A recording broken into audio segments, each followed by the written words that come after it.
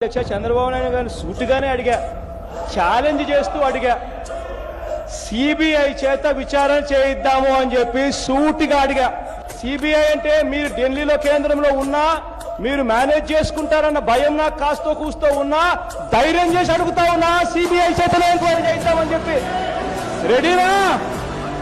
అసలు నాకు అర్థం కావాల్సిన పని ఏంటంటే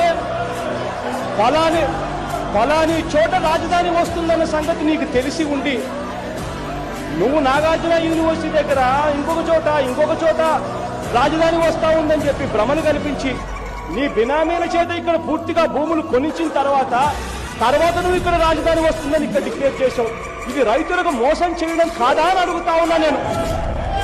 నాకు ఇంకోటి అర్థం కావాల్సిన మరి మీరు యాక్షన్ తీసుకోవడం ఏంటండి? అసలు నిందితులు నువ్వే, ఇన్సైడర్ ట్రేడింగ్ చేసింది నువ్వే.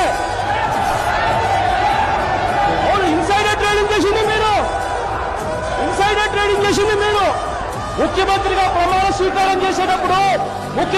ప్రమాణం చేసేటప్పుడు ఓట్ ఆఫ్ సీక్రెసీ అంటే ఫలాని చోట ఫలానిది వస్తుంది అని తెలిసి దానివల్ల నీకు సంబంధించిన వాళ్లకు నీకు లాభం చేకూర్చేందుకు నువ్వు వాళ్ళకి ఇన్ఫర్మేషన్ ఇవ్వకూడదు అన్నది ఓట్ ఆఫ్ సీక్రెసీని మీరు క్రియేట్ చేశారు.